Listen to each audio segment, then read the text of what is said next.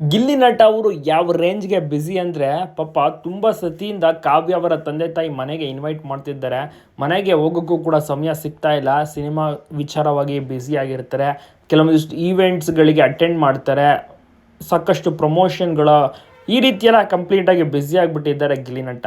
Free time ಇದ್ದರೆ ಖಂಡಿತವಾಗಿಯೂ ಕೂಡ ಅವರು ಕಾವ್ಯ ಅವರ ಮನೆಗೆ ಹೋಗಿ ಊಟವನ್ನು ಸಹ ಮಾಡಲಿದ್ದಾರೆ.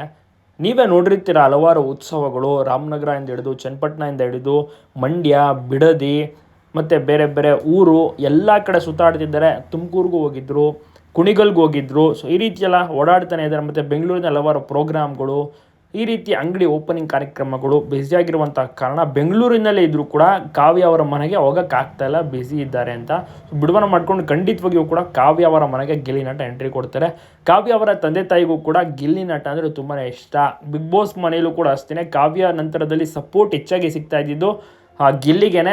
ಎಲ್ಲರೂ ಕೂಡ ಅಷ್ಟೇ ಇಷ್ಟಪಡೋರು, ಅದೇ ರೀತಿ ಅವರ ಮನೆಯವರು ಕೂಡ ಅಷ್ಟೇ. ಅದಕ್ಕೇ ಕಾವ್ಯ ಅವರ ತಂದೆ ಪ್ರೀತಿಯಿಂದ ಒಂದು ಗಿಫ್ಟ್ ಬ್ರಾಸ್ಲೆಟನ್ನು ಗಿಲ್ಲಿ ಕೈಗೆ ತಮ್ಮ ಕೈಯಾರೆ ಕೂಡ ಹಾಕ್ತಾರೆ. ಇವತ್ತಿಗೂ ಕೂಡ ಗಿಲ್ಲಿ ನಟ ಆ ಒಂದು ಬ್ರಾಸ್ಲೆಟನ್ನು ಹಾಕ್ಕೊಂಡಿರ್ತಾರೆ ಕೂಡ ಗಮನಿಸ್ಬೋದು ಬಲ ಕೈಗೆ.